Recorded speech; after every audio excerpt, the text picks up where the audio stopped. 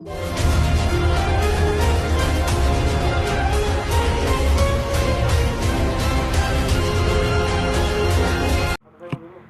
Assalamualaikum warahmatullahi wabarakatuh. Perkenalkan, nama saya Mulyana dari Prodi Budidaya Perairan. Di sini, saya akan menjelaskan 6 materi. Yang pertama itu, materi. Materi mempunyai massa dan memerlukan ruangan. Massa merupakan ukuran yang menunjukkan kelembaman atau bertahannya suatu benda terhadap suatu gaya yang bekerja pada benda tersebut. Massa juga merupakan ukuran yang menunjukkan jumlah materi yang menyusun benda tersebut. Satuan massa biasanya dalam gram atau G. Massa atau M berbeda dengan berat atau W. Berat merupakan gaya yang bekerja pada suatu benda yang bermassa M dengan percepatan gravitasi atau G, atau bisa disebut gaya gravitasi. Materi dapat dibedakan atau diklasifikasikan menjadi dua. Yang pertama, zat tunggal atau zat murni. Zat tunggal dapat dibedakan menjadi dua juga. Yang pertama itu unsur, yaitu zat tunggal yang tidak dapat diuraikan secara kimia menjadi zat lain.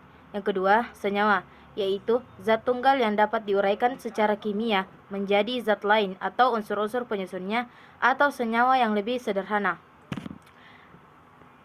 Kedua, zat campuran.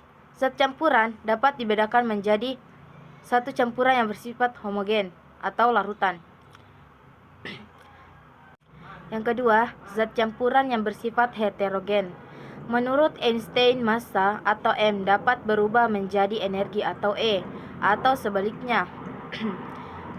Ketiga, cepat rambat cahaya atau kecepatan cahaya.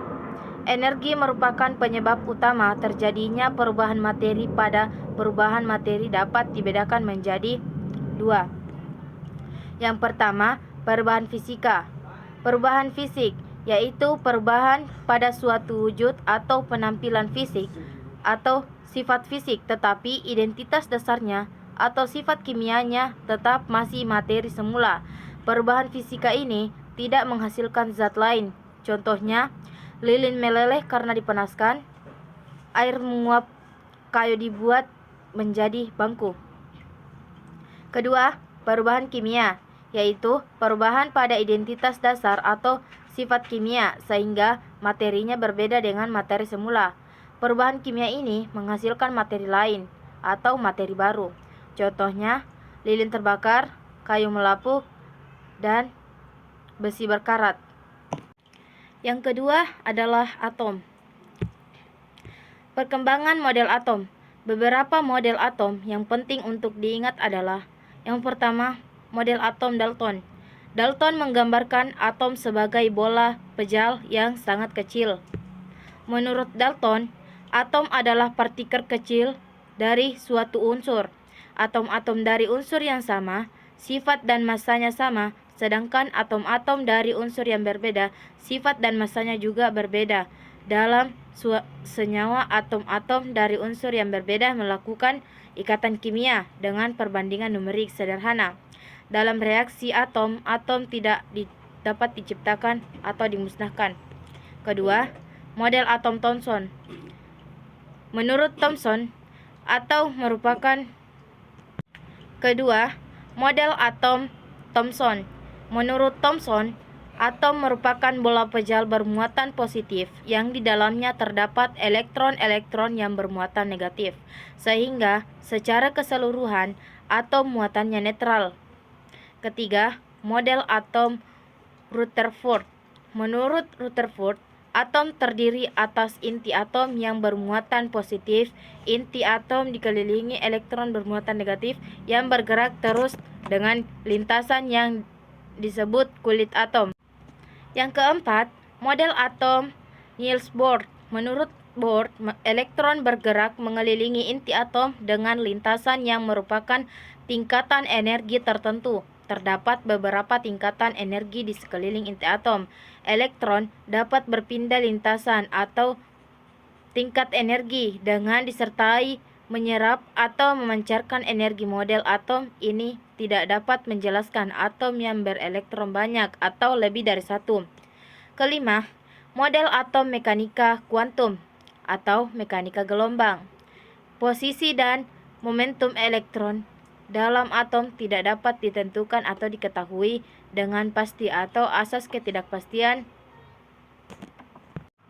hanya dapat ditentukan atau kebolehjadian kemungkinan ditemukannya elektron pada orbital. Di sekeliling ini, inti atom terdapat beberapa tingkat energi atau kulit.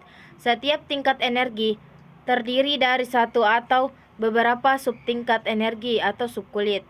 Setiap subtingkat energi terdiri dari satu atau beberapa orbital. Setiap orbital kemungkinan terdapat paling banyak 2 elektron atau kedudukan elektron dalam atom dapat diterangkan dengan persamaan fungsi gelombang. Materi ketiga yaitu tabel periodik unsur. Perkembangan tabel periodik unsur menurut A.L. Lavoisier mengelompokkan unsur-unsur ke dalam kelompok unsur logam dan non-logam. Menurut Dalton, unsur yang berbeda, massa atomnya juga berbeda. Menurut J.W. de Bruiner atau triade de Bruiner adalah yang pertama atau menemukan ada hubungan antara sifat unsur dengan massa atomnya. Kelompok unsur-unsur yang sifatnya mirip terdiri dari 3 unsur. Triade, massa salah satu unsur rata-rata massa 2 unsur lainnya. Tabel periodik bentuk panjang. Unsur-unsur disusun berdasar kenaikan nomor atomnya. Unsur-unsur yang sifatnya mirip diletakkan segolongan dalam satu kolom. Beberapa istilah dalam tabel periodik panjang. Periode baris, jumlah kulit atom, bilangan kuantum utama atau N terbesar. Terdiri periode 1 sampai 7. Periode pendek, periode yang berisi 2 unsur atau periode 1 atau 8 unsur, periode 2 dan 3. Periode panjang, periode yang berisi lebih dari 8 unsur, periode 4, 5, 6, dan 7. Golongan kolom kelompok unsur yang sifatnya sama atau mirip terdiri golongan utama atau A dan transisi B. Sifat periodik unsur. Sifat logam atau unsur yang jumlah kulitnya sama. Dalam satu periode, semakin besar nomor atom semakin ke kanan, sifat logamnya cenderung semakin lemah. Sifat non-logam semakin kuat. Unsur-unsur yang segolongan semakin besar nomor atomnya atau semakin ke bawah, atau semakin banyak jumlah kulit atomnya. Sifat logamnya cenderung semakin kuat atau sifat non-logam. Semakin lemah jari-jari atom atau jarak dari inti atom sampai elektron terluar. Unsur-unsur yang jumlahnya kulitnya sama atau dalam satu periode semakin besar nomor atom. Materi keempat yaitu adalah tata nama. Bilangan oksidasi menyatakan banyaknya elektron dari suatu atom yang terlihat dalam pembentukan ikatan. Bilangan oksidasi ini dikenal juga sebagai valensi. Bilangan oksidasi juga menunjukkan muatan suatu ion dalam senyawa. Bilangan oksidasi yang benar adalah yang sesuai dengan aturan yang lebih dahulu dari 6 aturan berikut. Yang pertama, aturan atau unsur bebas. Bilangan oksidasinya 0. Yang kedua, dalam suatu molekul, senyawa atau satuan rumus kimia, jumlah bilangan oksidasi semua atom adalah 0, sedangkan dalam sebuah ion jumlah bilangannya oksidasinya muatannya ion. Ketiga, dalam senyawanya, logam alkali bilangan oksidasi dan logam alkali tanah bilangan oksidasi +2. Yang keempat, dalam senyawanya bilangan oksidasi. Yang kelima, dalam senyawanya bilangan oksidasi 0 sampai 2. 6. Dalam senyawa binet dengan logam. Materi kelima yaitu ikatan kimia. Atom-atom unsur gas mulia cenderung sendirian sebagai atom bebas dan stabil.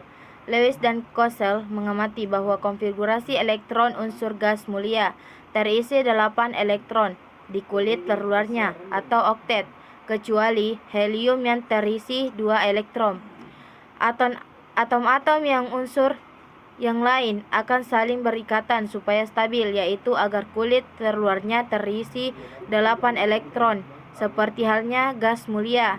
Ikatan kimia adalah gaya tarik-menarik antara atom-atom sehingga atom tersebut tetap berada bersama-sama dan terkombinasi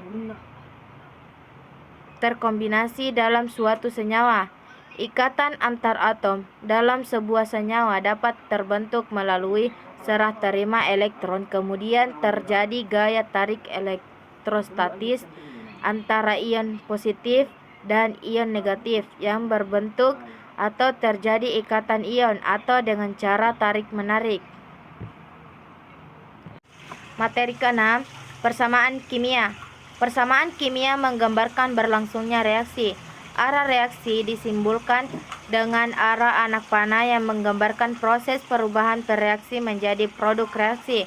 Persamaan reaksi yang lengkap dituliskan wujud masing-masing zat dan koefisien reaksinya. Pada reaksi yang setara, koefisien reaksi dituliskan sesuai dengan perbandingan bilangan bulat yang sederhana dari masing-masing zat yang bereaksi dan yang dihasilkan dalam reaksi. Dengan demikian, maka jumlah atom-atom sebelum dan setelah reaksi juga akan sama dan sesuai dengan hukum kekekalan massa.